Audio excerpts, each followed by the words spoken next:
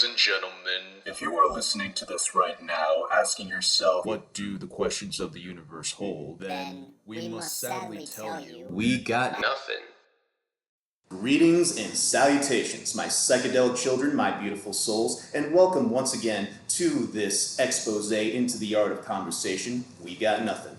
I am your host, Catalyst Joes, coming at you once again from the beautiful Sunshine Wasteland of Central Florida, here today with a very special guest. He is a colleague, he is a member of the Tau Kappa Epsilon fraternity here on the campus of the University of Central Florida, and he has a knack for real estate, but don't let that fool you because he also has a bit of a career in the arts, visually to be exact. So please help me welcome my friend, Nicholas Nicky Fernandez. Just swatted a mosquito now. What's up? What's going on? That was a super sick intro, bro. I'm super happy to be here. Yes. How's it going, brother? It's going good, bro. It's going good. Nice Sunday morning. I got called out of work yesterday, so I didn't have to go in, which was nice. Oh, is that why you weren't there? Because you said you were coming. I was like, where's this guy? Yeah, so I was scheduled to work 12 to 4, and then one of the managers texted me at like 10 and was like, hey, we actually have like enough staff for today. It's not going to be as busy as we thought. You don't have to come into work today. So that was very, very nice. Oh, must be beneficial being part-time. Yeah, very, very beneficial. What sucks is that working these Saturdays, but like, I mean, we don't go hard on Saturdays, but like, come on, bro, it's the weekend, like, and I get it, we want these rooms all clean for the next batch of shitheads, no offense, but like, I don't know, but this is the industry we have currently chosen. Yeah, 100%, and like what I don't like working about weekends, or like working on weekends, is it makes the week just feel so much longer. Like you only have Sunday to rest and then it's Monday off, like again. What I don't enjoy regularly is cleaning up everyone's piss, shit, cum, and bio. Yeah. Amongst other articles. I've seen some interesting things on these walks, man. Well, this is population density wise the biggest campus in the country, right? I believe so. Yeah, I think Arizona State is number 1, but I think their campus is much bigger, and so because their campus is bigger, I think like per like square mile, I think we have a higher density for sure. I know Raleigh is kind of big from what I hear. Raleigh? Raleigh. UNC? Raleigh. Yeah. my brother lives in Raleigh, so he's like a purist. Okay, I get you. But yeah, so that's why I needed to clarify. But yeah, I think UNC is pretty big too. I mean, I could look up the stats. We got Google. Thank you, Google, for probably listening in on us right now. I went to college on a small town campus, and it was very community based. It was all right, but like the thing about it is, college wasn't for me because I'm paying like for the liberal arts degrees. Like that's gonna fucking help me. Like we already learned history in high school. Make sure you're fresh on the algebra, maybe learn a bit of statistics. That shit can help you.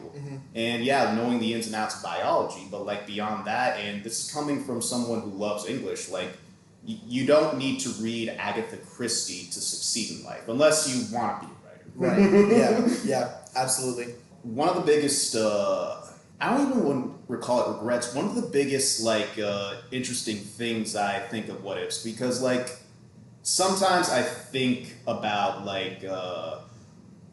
where the lines would diverge if my path would have gone a certain way, kind of a multiverse kind of deal. Right.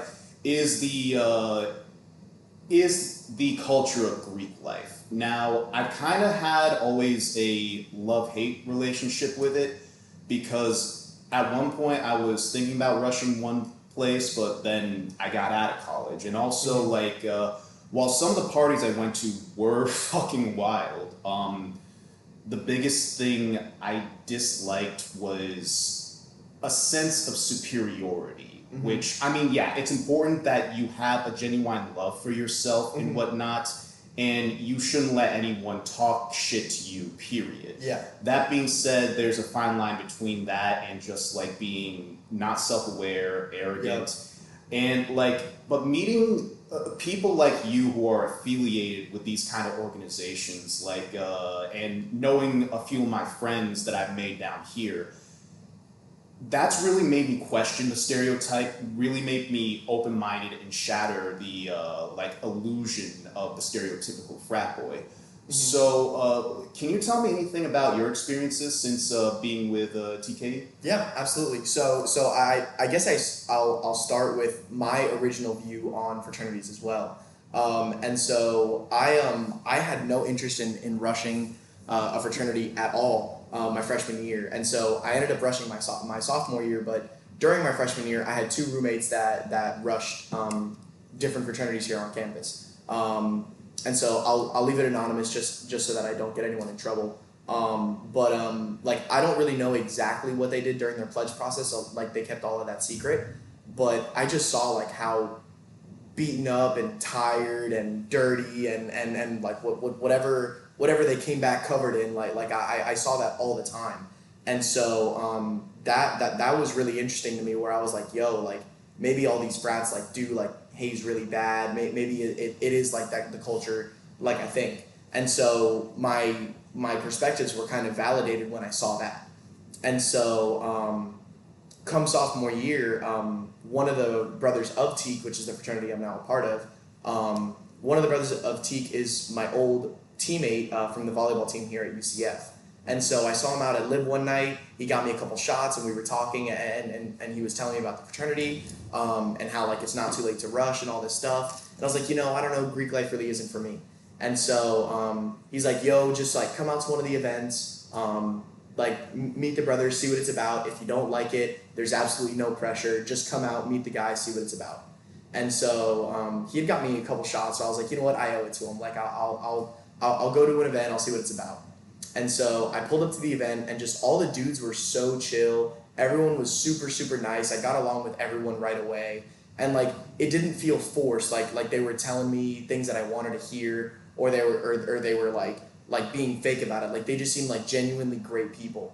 And so about like 20 or 30 minutes into me being there, I got like called back. I was offered a bid, and they're like, hey, look, like you can accept it at any time. You can hold it if you want and think about it, or you can accept it and drop it any time. It's like no charge to you. There's no obligation. It's completely up to you. Like we think you're a cool dude. We want to know more about you. And so I accepted it, and I was like, you know what? Like I'll think about it. We'll see what happens. And then the process started, and I fell in love with the process. I fell in love with the fraternity. I love all the boys in there. Like they are my dogs. And so like when I got to know the brothers of Teague, I was like, yo, these are just some cool people that like to have a good time. And so they didn't care about status. They were like just focused on like building a good brotherhood. And that's something that like everyone kind of sees. Like when they see fraternities, most of the time they see top tiers. And so the top tiers fit the stereotype pretty well. Like here on campus, ATO, Sig Chi, Theta Chi, they're all top tier, quote unquote top tier. They have a large number of brothers. They throw really good parties. They have good relations with the top tier sororities, and they kind of fit that stereotype a little bit more.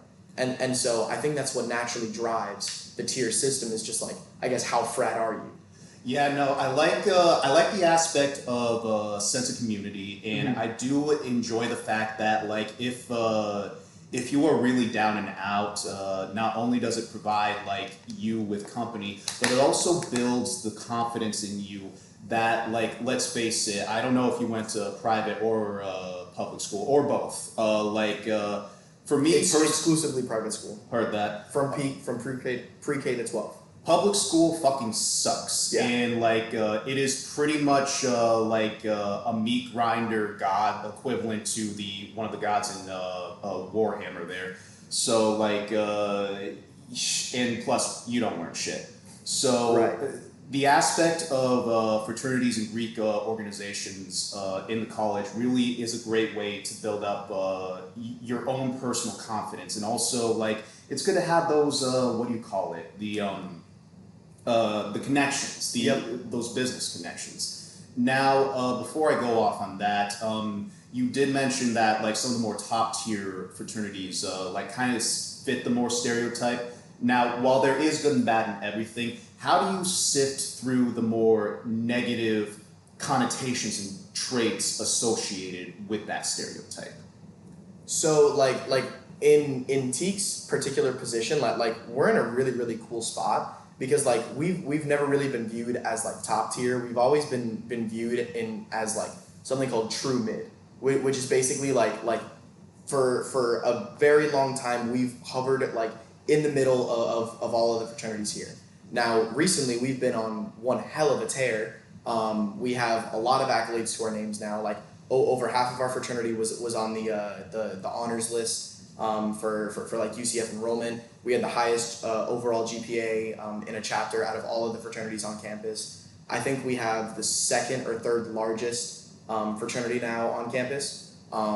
So we've been making some tears, but we've been in true mid for so long that like a lot of like the sorority women, and that also does drive tiers a lot, is like how interested or like how much interest you get from certain sororities. And so like we've just like been doing our own thing, staying in our own lane, doing what we like hanging out with sororities that we want to hang out with, that we really enjoy our time with. That uplift you and hold to your values. Exactly. And so like we've really focused on quality. And so like since we've been able to dodge like the top tier stereotypes, because we've been in true mid for so long, we've built a powerhouse of a fraternity.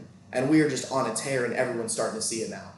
Yeah, basically you're kind of more James Wan, while those other top tier fraternities would probably be more Michael Bay, more Flash than the Exactly. Okay. Now, I know from a couple Greek events I would rush to, you guys would like specialize with certain like philanthropies or special like events, something crazy like a dating bid or like karaoke or something like that. Yep. What kind of events do you guys do in terms of that? So our central charity as Teak is St. Jude's Children's Hospital. Dope. And so that is who we raise our money for. And we have a philanthropy week every single year that we do in the spring. And the past 2 years we've done a thing called Tiki Teak, which is basically where we have this year we had a dunk tank. We're thinking about getting a mechanical bull for next year. We had like a huge inflatable slide in our backyard. One of our brothers was DJing who works downtown. We have 3 other brothers that also DJ and also work downtown. So we got good DJs and good music going all the time. And we basically have every sorority every sorority participates in like the other's philanthropy week. Or the sororities do it for the fraternities and the fraternities do it for the sororities. The sororities and fraternities don't intermingle with like each other that way. Okay. And so the sororities would sign up for our philanthropy week. They participate all week in like other events that we'd throw. Like we'd have like a soccer match one day, or we would have like a Pietique day, which is like we set up on Memory Mall. They set up plates with like whipped cream and they just like dump it in our face for like a couple bucks. What you should do is you should do like a paintball course. Like I feel like that shit would be badass. You think sorority women would go to a paintball course? Think about it this way, especially with today's political and social climate, women shooting men with paintballs. Oh, women shooting men. Oh, so we would be getting shot. Yep.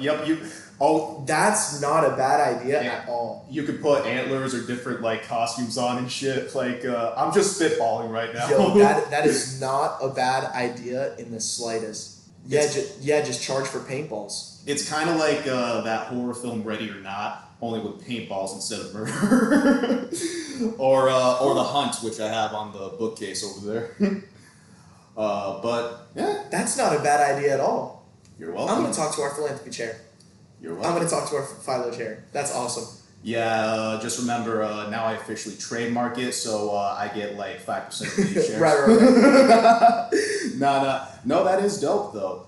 You mentioned before about stuff like high honor roll, like reputation is big when it comes to it. This like I wouldn't say like in terms of the superficial, it's a cosmetic thing with the culture, although that does have a big part to play in it. But like part of it is more reputation based and like the image in terms of your values and what standards you have to present. What are the biggest challenges when it comes to that?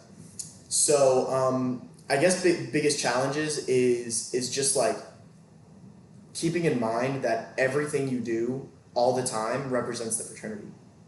And so like every act, like when you go to class, if you're wearing one of your rush shirts to class, like you are wearing our letters. You have to represent the fraternity well in everything. So if you're tired, if you had a long night and you show up to class and you're rude to your professor and you're wearing our letters, that's not a good look. And so there's a standard to keep 24/7 all the time. And so I think that's like kind of like the hardest thing is just keeping that in mind, that every little thing can be like traced back to you and back to the fraternity. So just keeping it in mind is like the toughest part, but it really challenges you to just be a better man overall. And our motto or our tagline is better men for a better world. And so living up to that standard every single day makes you a better man and makes you more capable to take on the world in the future, which is what the fraternity is supposed to do for you. It's supposed to make you into a better man so that you can be a better person for the world. And it's supposed to give you those contacts for when college life ends, which really is going to be a kick in the nuts. Exactly. And also, like, if nothing else, you have a couple friends that, like, you'd be like, oh, hey, what's up, fucker? How you been? Yeah. Like, you know, Yep. I love those aspects. Now, by the time this is posted, it'd probably be within, like, the beginning of September and whatnot. Okay. What would you say to anyone listening that might be in the area, that might be thinking about Greek life and rushing, not just yours, but like period, trying to enter that circle? Yeah.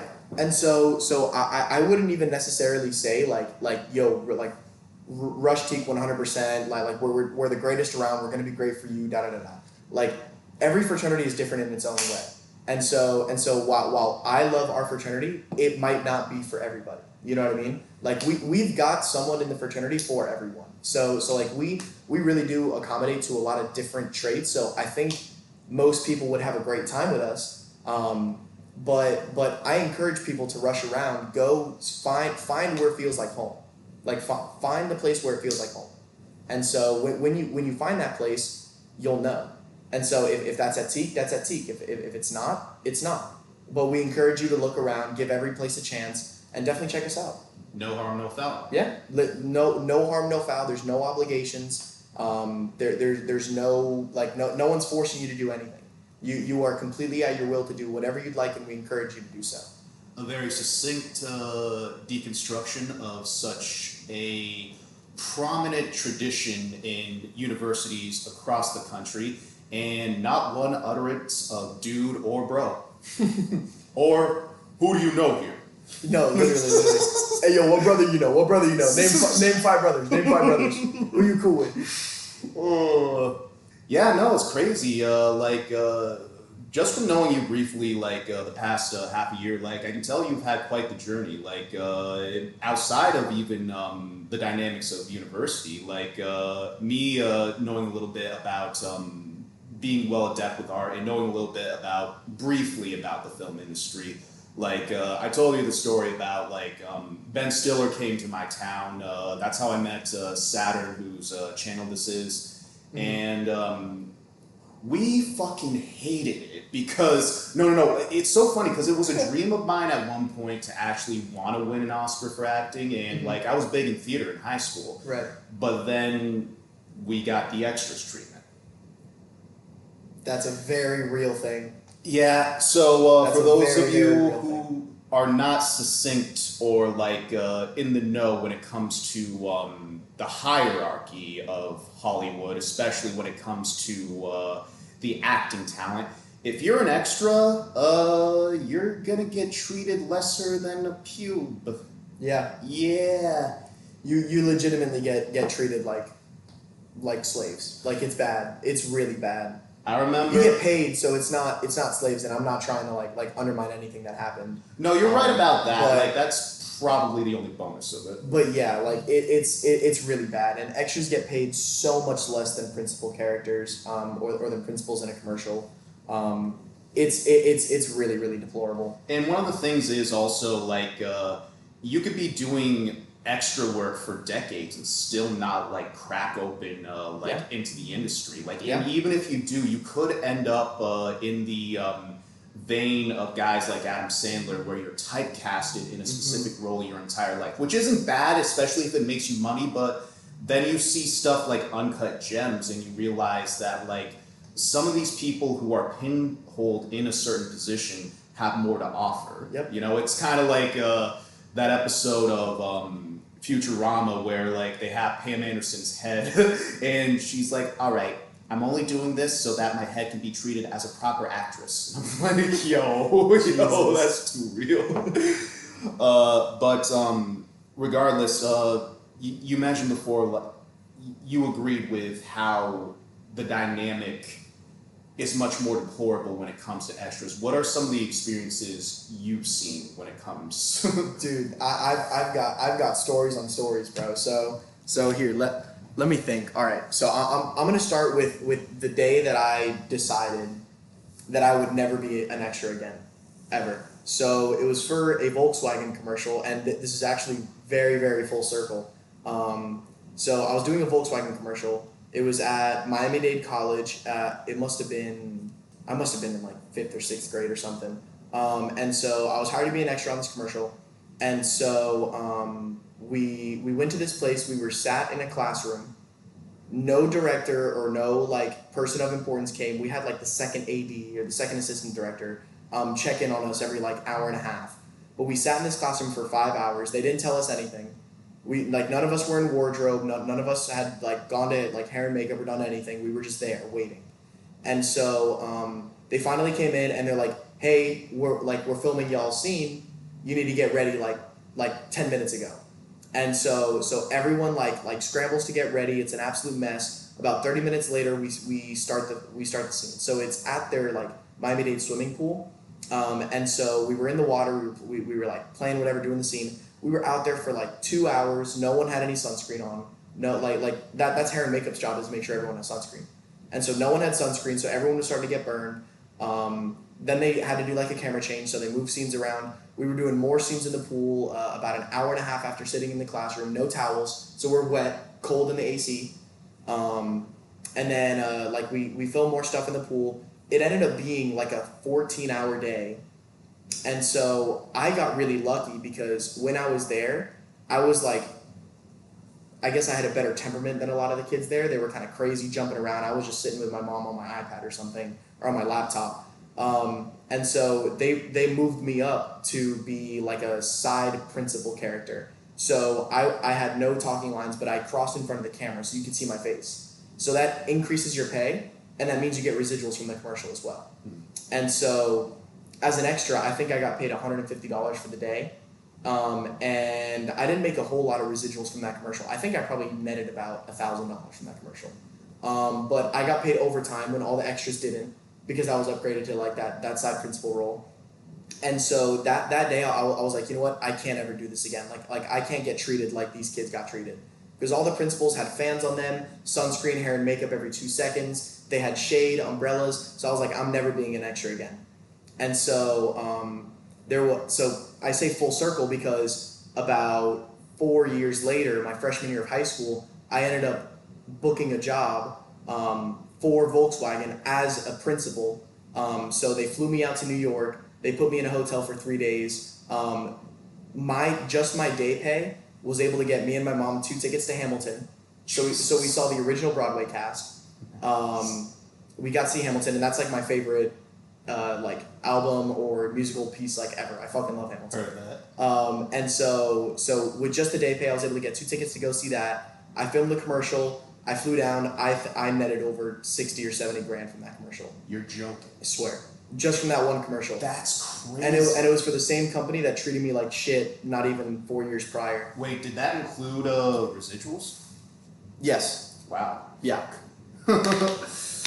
So high risk, high reward, no different than Vegas. Yeah, and so that was the day that I decided that I was never going to be an extra again, and then I ended up working for that company not even 4 years later, and they treated me like a king. But anyways, so I was doing a commercial for Disney, actually Portuguese Disney. My line in that commercial was "Ok, ir se van para a Disney World." Yep. So that's Portuguese, like what? We're going to Disney World.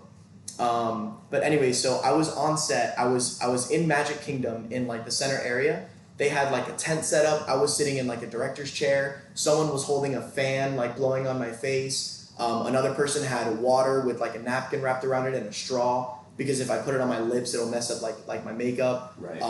There was a fan because sweat would mess up my makeup. There was someone touching on my hair. I was like a fucking king, bro. And then I looked over, and all of the extras were lined up against a wall, and it was high noon, so there was no shade from the walls. So they were as close to the wall as they could be, and they were just laying down, just sweating through their clothes, like through their wardrobe, like an absolute fucking mess. Bro, I remember when... And this is Disney, bro. Like this is a Disney commercial. That doesn't shock me in the very least, because like Disney's like higher up on the corporate, so like the higher the corporate, the less they'll treat like sorry to put it like this, the peasants. Yeah. And I remember during the shooting of the series, we shot inside a prison in upstate New York there, Dannemora to be exact. Fucking, it was... So one of the misconceptions about New York is that summers can be just as hot up there as they are down here. Oh yeah. And so we were shooting in the prison at midday, and I mean we got up at like 4 or 5 in the fucking morning, and it was still dark out. But like that's just insulated, just concrete block and the beaming sun. I can only imagine. We were outside, so there's like picnic tables on like a big ass dirt hill. So they were also giving us like cigarettes and whatnot because we're playing inmates, and that's a thing there too. Right. The sun was unbearable, and I remember the ambulance coming through the prison gate. Apparently, one of the extras almost like died of heat stroke. That doesn't and surprise like me. I don't even remember when we really got water. But like I know we did at some. No, actually it was after that. After somebody nearly died, they started passing that shit out like hotcakes, and I'm like, you got me fucked up right now. It's not even because like they can't or they don't have like the materials. They just don't. They just treat extras so much worse for no reason. Like extras can't eat from the snack table. They like extras can't get drinks from like the cooler. Like they're literally like segregated. Honestly, that's literally what it's like. Like principals don't talk to extras. Like there is a barrier. Like on that Disney commercial, I could not talk to the extras. Really? I was not allowed to go over and talk to the extras. So like they were in like their own area with significantly like worse treatment. They weren't allowed to go to like tables that I was allowed to go to. It was literally like modern day segregation. It was terrible. Jesus. Terrible. Yeah, no, fuck. Wow, I'm so bewildered. There was a lot of bullshit we experienced on the set of Escape of Dannemora, but like, from what you're telling me, it's just like, it's no different than like noblemen and vassals versus common folk. Like, it's kind of like a medieval caste system in a way. It sucks. So, you mentioned before you were on a television show, yes. Pretty decently popular one on Nickelodeon. It was so I never watched the show before. It's called Every Which Way, and it was basically about like these high school girls and like some guys too. It was like a romance drama thing. It was like a toned down. So it was based off of like a telenovela that I think was in South America, called like Grachi or something like that. It was something like that, and so they based it off of that, and it's basically just these high school kids, like, and it's a drama where they, like, some of them find out that they have like magic powers, and so like then there's like a feud between like the popular girls and like the main character of the show, and there's, like I mentioned, like romance drama. It's just like this whole thing, and so my character on the show came in season 3, and I was a recurring side character. and I was basically like a prank group, and I was a rival prank group to an existing one on the show. So they were kind of like the comedic relief, and we were brought in to like give them a war. And so there was supposed to be a prank war. And so I was in episodes 1, 2, 4, 5, 6, 9, and 19. Okay. And so I was not in episodes 10 through 18 because at the time of filming, the main writer of the show decided that she couldn't get along with the other writers and just left. Okay. And so she left the show, and the other writers now, like, who weren't driving the central storyline, she was, they kind of just threw something together to try and make it make sense. But they completely forgot that my character and my brother in the show were brought in this season. And so they're like, through that gap, we were not written into the show once. And then the main writer decided to come back to write the finale. And so she came back and was like, hey, where's the H2O, which was my prank group. And the writers were like, we don't even know who you're talking about. And so she tried to write us into the finale. That was the most screen time I got the entire season. I was in like 5 or 6 scenes. And yeah, so when season 4 came around for renewal, they said that they weren't going to renew my contract because our characters weren't developed enough. And so they would need to take too much time away from the main storyline to develop us rather than just keep us in. So I was cut for season 4. It's not like it was your fault. No, yeah, it's so annoying, bro. And that's showbiz, folks. Keep all this in mind if you're looking for a career in Hollywood, although after All Quiet on Set, I doubt many of you will. No. So, well, with that being in mind, you mentioned a couple things before the podcast. Now, like, no names or like likenesses have to be used, but you did mention some possibly shady behavior from people in higher positions that may correlate with a lot of documentaries that are coming out on the Hollywood industry in general, not just Nickelodeon, but like with big time actors like Kevin Spacey and all that. Yep.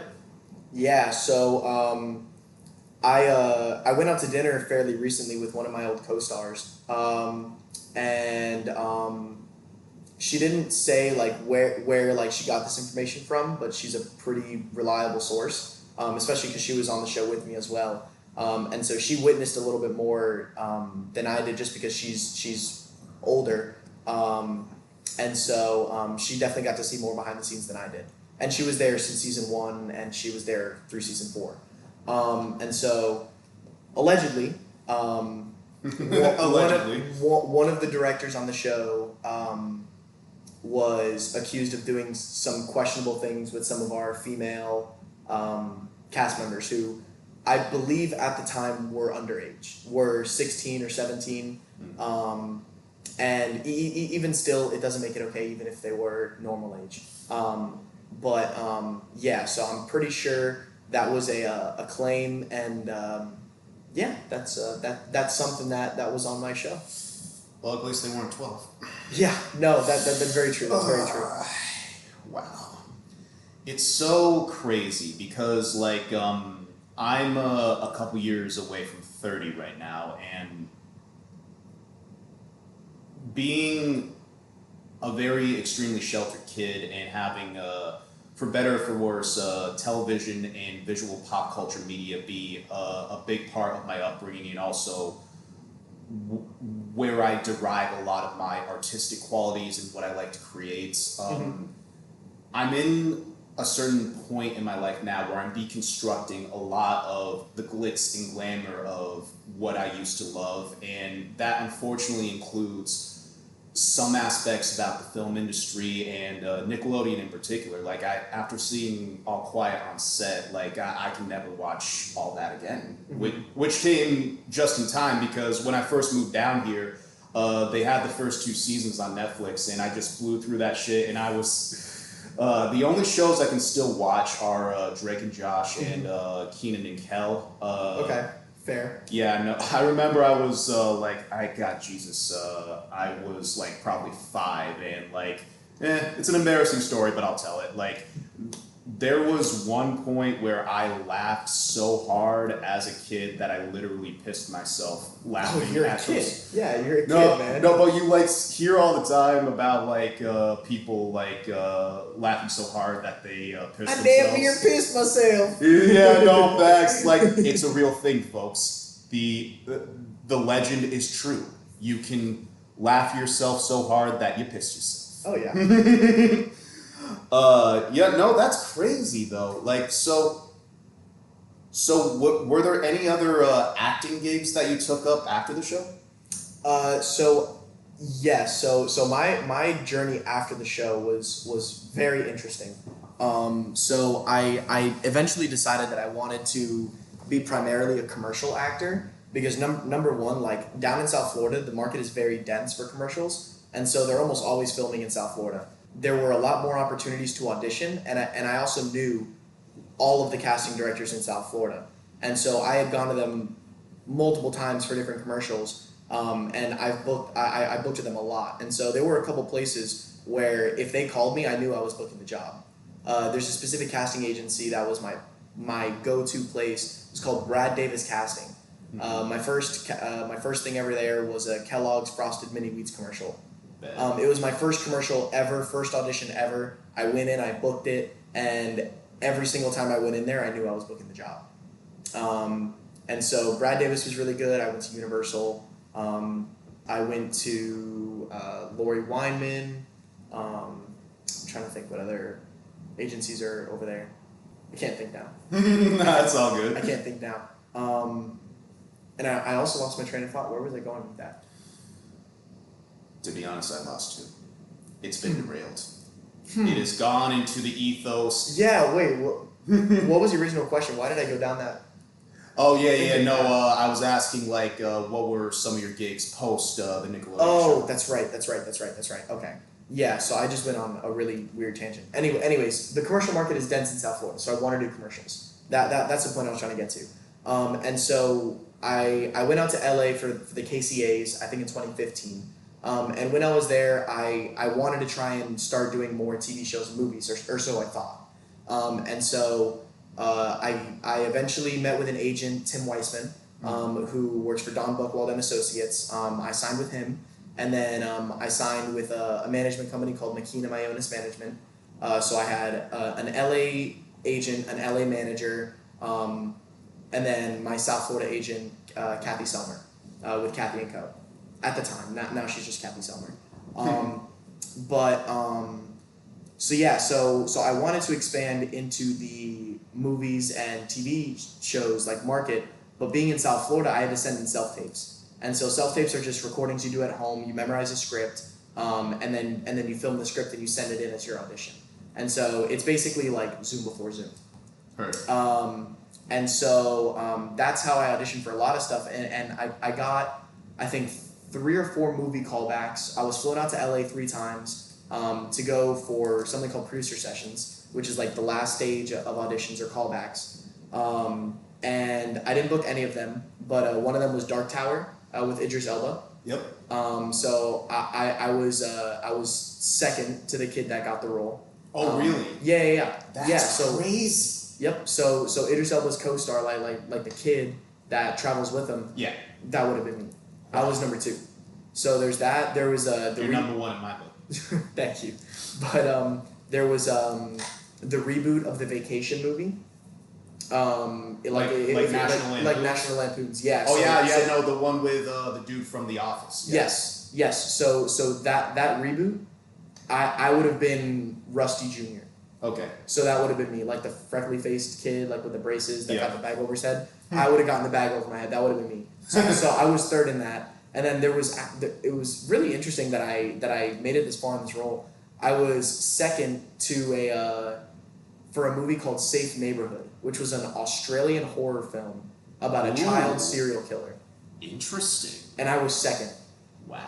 So I thought that was pretty cool. I didn't know that I could like do serious stuff like that, but what I found out was like all of these roles that like I started like not booking, I would lose to someone with like a bigger resume. Like the Vacation kid was in Dolphin Tale 2. He was in another movie. In Safe Neighborhood, the kid that got the role was the kid that played Pam in the live action Peter Pan movie. Oh, really? Yeah. Okay. So like I'm losing to people with like really strong resumes, and I just don't have that.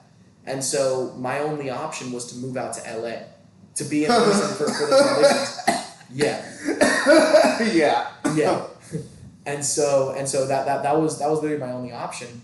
And then like it really reached like a kind of a critical point when I went out for a Disney show. I went out for a lot of Disney auditions, and the Disney casting director liked me.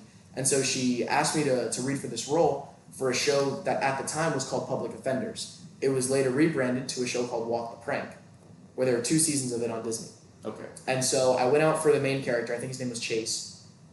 And I ended up, so I went to the audition, I went to the callback, I went to the producer session, and I booked it. Okay. And so the only thing we had to go over was contracts. And so when they were negotiating the contract, they're like, okay, so I was 12 at the time. They were like, all right, it's going to be a 6-year exclusivity deal, which means you can't do any work for any other company but Disney. You are working 9 out of the 12 months in the year, and we can't guarantee that you have the other 3 months off because we need that time for promos like a Disney 365 or Radio Disney or commercials or events that I have to go to or screenings or whatever. Jesus Christ, that's your whole So life. so from 12 to 18, that's my entire life is just Disney. And now the paycheck is nice. It was $10,000 an episode, minimum 26 episode seasons. Oh wow. Okay. So it's I'm looking at $260,000 guaranteed. But also I'm signing away 6 years of my life, and I have to move out to LA and completely abandon all of my family in South Florida. Like I mean, like one of my parents would come with me, and I would pay for that. But in a fucked up way, when you word it like that, it's almost like you're selling a part of your soul. That's exactly right. And unfortunately, that's the reality of like some of these TV shows and why we see such fucked up cases. Why we see Demi Lovato. Why we see Miley Cyrus. Why we see Ross Lynch was actually never too bad, but like the Zendaya, Bella Thorne, like all of these, all of these people that Zendaya's doing great, but Bella Thorne is not. Yeah, let's face it. And so like when they offer these contracts, like if these kids like really want it, you'll just take their souls. Like you cancel their show, but you put them on another show as a character they don't want to be. Yeah, no. And then like you ruin their career, like you mentioned earlier about being typecast. Like there's a show on Disney now. I don't know if it's still going. It was called like Camp Kikiwaka or something like that. Yeah.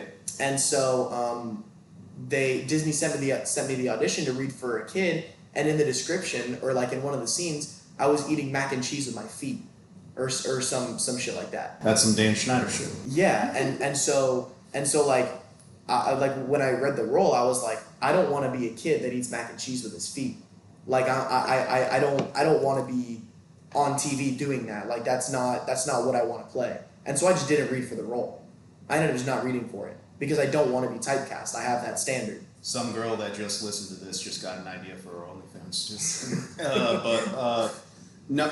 So there was one question I posed to a former friend long ago. Like we were just talking about like philosophy in life and whatnot, and I got to thinking like, what does it mean to be a god? Or more accurately, what does it mean to be immortal? Like, how does that happen? And he answered, you have to lose your soul. That stuck with me for a while because especially the way you listed out how these contracts work, it's paramount. Like it all makes sense. You're not just like signing away your time, which is the most valuable resource because it's the only one you can't get back. You're also signing away your face, your likeness. And if there's a particular ideology that the show or the studio or the company wants to portray, no different than with being in the fraternity. Yep. Like you have to adhere to their values. Yep. And represent them in a positive way, even if you don't agree with it. Yep, that's exactly right. it that's just mind blowing. Yeah. So is that why you chose more of the peasant life, or not really not peasant life, but more of a real down to earth kind of Yeah, so when they offered me that contract and I had to make that decision, like I realized then, like, my main priority is like my family and living a normal life. And so like when that decision like was coming to like a close where I had to let Disney know like what I wanted. My agent was upset with me. Tim was upset with me. My managers were also upset. Because like, I mean, my manager's making, I think my manager makes 5%. My agent makes 10%. So like they're missing out on a good chunk of cash. And like, this is not the first thing that I turned down from Disney either. And so this was just like by far the biggest one. And so like they were pushing for me to move out to LA because they saw that I could do it.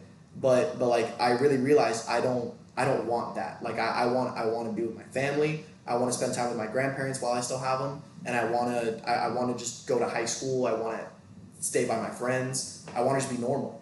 And so I turned that deal down. I broke my contracts with with the agent and the manager, and I just stuck to commercials that I could do down here.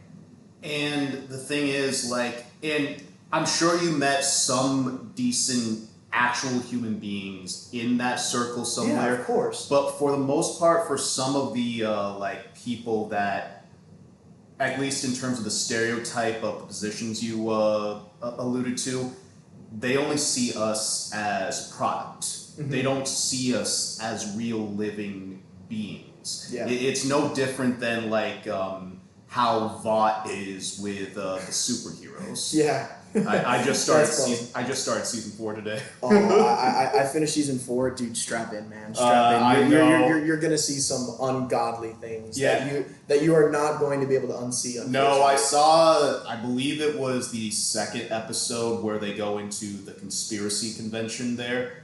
Yes, there was the one human part, centipede. Oh, you know exactly what I'm talking about. I was like, dude, there's like 2 or 3 of those kinds of moments in every episode.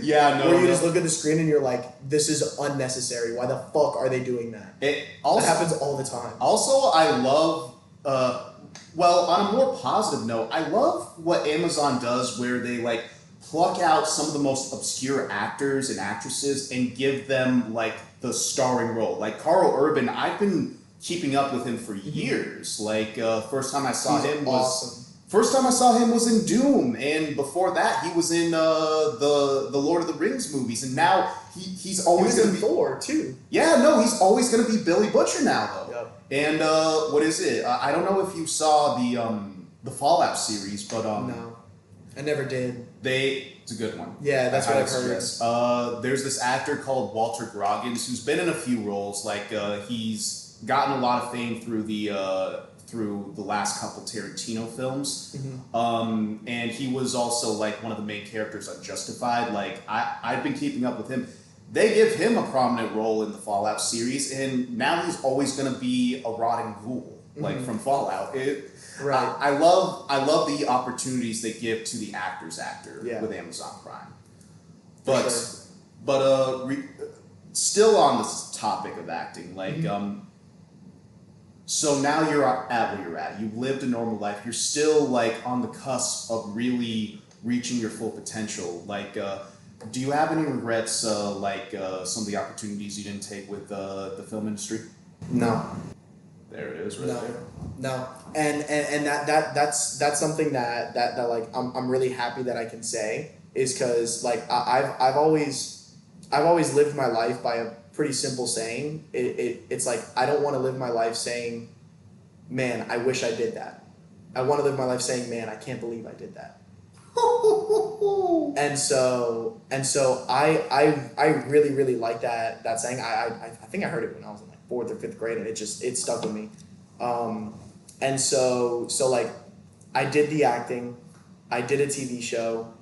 It like while I was on it, it was great. Like I had a lot of fun. Like and I was upset that I didn't get re-signed, but like I had my fun. It was good. It was good while it lasted. I don't need it to drag on forever. Like I had my time. And so when the decision came, it was a pretty easy one to make. I was like, no, these are my priorities. And with all of the experiences that I had in high school, I mean, I got to play on my high school volleyball team. We went to states. I mean, COVID was interesting, but like all of the friends that I made in high school, like I wouldn't have my relationships today, and I wouldn't be the person I am today if I had accepted that deal from Disney. I would have been a very, very different person, just because my experiences in my formative years would have been so different. It would have been a much, much different lifestyle that I would be like seeing, that I'd be around. And so I don't have any qualms with the person I am today, and I'm very happy with who I am. And so I need to take the good with the bad, and that's kind of what I'm doing. 21 years old, and you are speaking like the true man that you are. Take notes, people. That's some real shit right there. It's gotta live, bro. Facts. With that being said, also, is there anything you would like to, any kind of advice or like any kind of words of wisdom you'd like to impart on people that like would like to break into that industry in any form? Yeah, so I think the hardest thing for people is like the confidence going into an audition, because like you don't know who the casting director is going to be. Like if you're just starting and it's like your first time, like it's very intimidating. Like going to sign in is scary. Seeing so many different kids for like going for the same role that you're going for, like you get in your own head a lot, and so it's very, very mental. And so I was lucky that I started out like with a book, and or not like with a book, but like booking my first role. That's what I meant to say. And so that was a huge confidence booster. And so I would say just fake it till you make it. Like even if it's your first audition, if you have no idea what's going on, act like you own the room, because the people at the front will notice that. When you walk into a room, the directors will notice that, the casting director will notice that. And so it's very important that you give off the sense that like you belong where you are.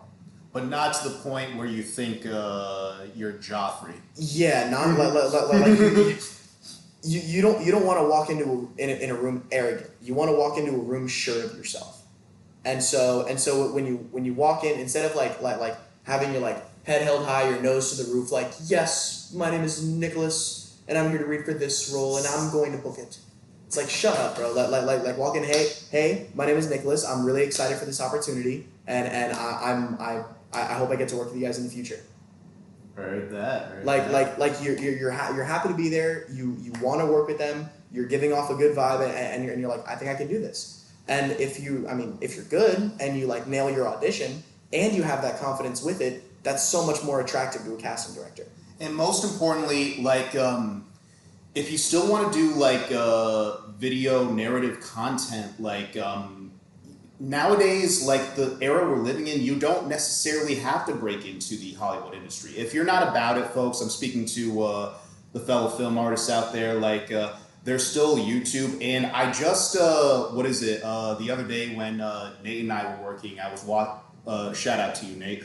I was looking at his... Yo, Nate. That goon. I was looking at his TikTok and I was like, it was going on for a little bit. I'm like, yo, shouldn't this shit be like 60 to 90 seconds? And he's like, no, there's a new feature now that like you can do it for like 10 minutes. And I'm like, are you fucking kidding? That's a game changer. Yeah. Like Adult Swim's best content has always been like 9 minutes or less. Yep. Like you can get so much done in 10 minutes in terms of art and video work. For sure. So there are ways to get your content out there. There are ways to express your soul out there. Like, don't just go over with big corpo. There it is. Good advice. One final thing before we sign off here. You've been telling me about your experiences diving into One Piece. Yo. So One Piece is really good. So I'm not gonna like say anything like spoil major arcs. I don't know. Oh, come on. It's been going on for 25 years, folks. All right, if you're not doing shit, well, here's the spoiler warning. If not, like, you go on, that's your own problem. Go ahead. Fair enough. So I'm on Ocean 7 right now. That's the arc I'm on. And Luffy just, for whatever reason, agreed to a second 3-coin match with the Foxy Pirates. Oh shit! You haven't even made it to. No, I haven't made it to like the Central Arc. I'm Oh still on my Long God, Island. dude. Yeah, I'm still on Long Island. Go ahead. Yeah, so Luffy just agreed to a second 3-coin match for I don't know what reason, but so yeah, the Davy back matches are going on. Luffy's an ice or a roller skate fucking god. That's that. But yeah, I really fucking like One Piece. One of the things I loved about it was like it did what Dragon Ball attempted to do. And don't get me wrong, DBZ and all that is still like in the top 3, like will always be. It's my OG. That being said, like what One Piece did better in terms of the different character dynamics, it didn't just make it about the main character's goal. It makes it about the friends, the experiences, and that gets a little lost with anime like Dragon Ball Z, up until Dragon Ball Super anyway. And also like the last half of Naruto. Like, what is it? With the Great Ninja War? Nothing is gonna be what happened before the time skip. Because like, especially the arc where they try to like retrieve Sasuke, that was an arc that turned boys into men. That was, dude. So I just saw a post yesterday on Instagram, and it's like when Sasuke left the village, these 5 boys, like pre-puberty boys, just walked out into the forest to get their friend back and made the hardest arc in anime history. Facts. Like, dude, Rock Lee with Drunken Fist was absolutely absurd. Neji with however many fist palms or the palm fist, whatever. Yep. Dude, absurd. Choji with the Akimichi gumballs. Choji, I think, had the best arc. Dude, Choji was so sick, bro. Neji against the sound user, the fucking the flute player, and fucking Naruto just whipping out fucking Kurama. Yes. Oh my god. Against Sasuke. Nah, it was a ridiculously hard arc, bro. And with good enemies too. Like Kimimaru is a good enemy. And I'm an arachnophobe, and that was a great enemy. Dude, so sick. Yeah, no, and I would like to say everything, like even Shippuden had some shining moments, but everything, for sure. But everything after their fight with Hidan the Immortal and Kakuzu with his like string shit it just became the Naruto and Sasuke show. And like, okay, they finally reached. Nah. You're forgetting about the Jiraiya arc, bro. You're forgetting about the Pain arc, like just the Pain arc in general. Okay, let's like say the whole Pain arc happened after the Hidan Kakuzu fight. Okay, yeah. So like after that shit, they attain their goals. Then there's the 4th Great Ninja War, which wasn't too bad, like especially with Madara and whatnot, but they veered into DBZ and they upped the filler to a point where it was OD. They did up the filler. So when I watched Naruto the first time, I watched it without filler. So the second time I watched it, because I've seen it twice for some reason, I watched it with the filler. So the filler took a lot away from the show. But if you take it, like if you take just like the canon episodes, like manga canon and anime canon, if you take just those episodes, I think it definitely does a better job than DBZ. But I can see where, like with the filler, I can see where you're drawing that comparison. But there were so many fights like in that brought people back together, like Minato and Naruto. Oh yeah, that was a heartwarming moment. Obito and versus Kakashi. That's still my Sasuke Naruto V2. V2 was alright. I personally liked the first round more because like it was before the god like power shit. And even though I love that shit, there was something more human about the first time they fought, you know? And also like Kakashi and Obito, that still remains not just my favorite like fight in the show, but also my favorite anime fight of all time. It's a cinematic masterpiece, bro. It is perfect. The dude is fighting for his brother's soul. Like nothing compares. Yeah. Like the emotional beats, the cuts in between them as kids and fighting in real time. Yeah, like it's so cool. It's perfect. It's so cool.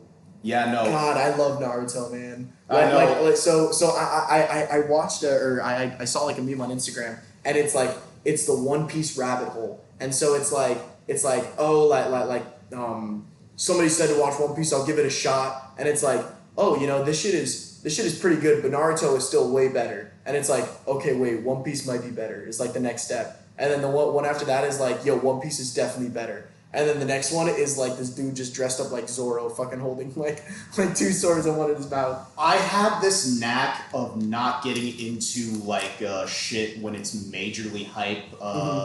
Like, so I didn't even touch One Piece till last year when they came out with the live action on Netflix, and I'm like, everybody was talking about it. Like, all right, The live action is pretty good. the live action is amazing. It's really good. Yeah. I'm 7 episodes in. I'm on the season finale. And honestly, like, it kind of like,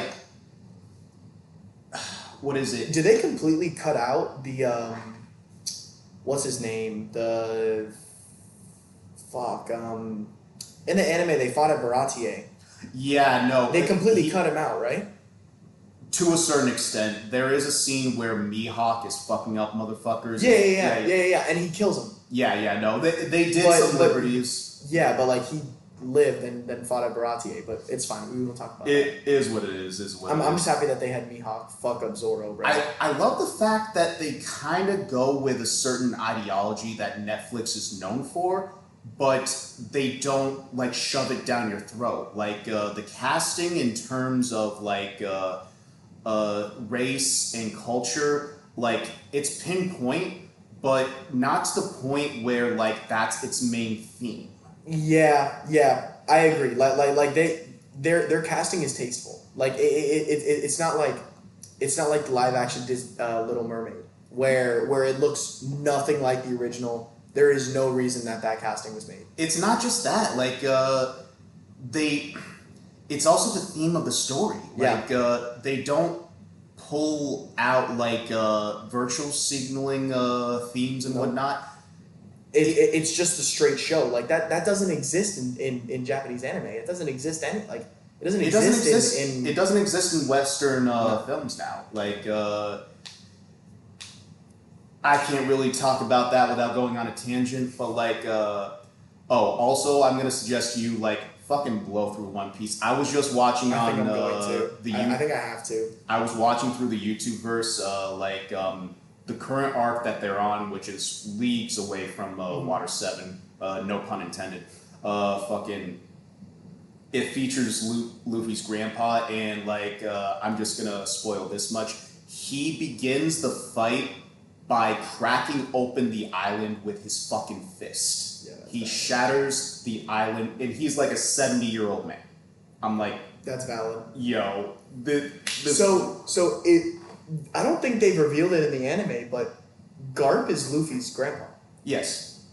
Is that something that you find out later in the anime that they just revealed super early in the live action? It's going to... No, actually, I know what you're talking about now. Yeah, so the live action took a lot more liberties with the source material. Yeah. They sped up the Kobe arc by leagues. Yeah, no, facts. Yeah, Kobe didn't go over until halfway through Alabasta. And Garp does not appear till Alabasta. No, Garp doesn't even appear till like after the Water 7 Enies lobby arc. Oh, okay. Yeah, you haven't even reached that in the anime. That was crazy to me. Yeah, so that's just like a major spoiler in fucking episode 4 of the live action. Exactly. Yeah, no, well, to be fair, again, 25 years going on, like, what are you doing? Yeah. But that being said, enough. also, it didn't do it in a way that was, like, abrupt or, like, canceled out the story. Yeah. It worked well with what Netflix is going for, and that has me curious with what's going to happen with season 2, because there is a lot of shit that happens, and Netflix, please release 10 episodes per season. Come on now.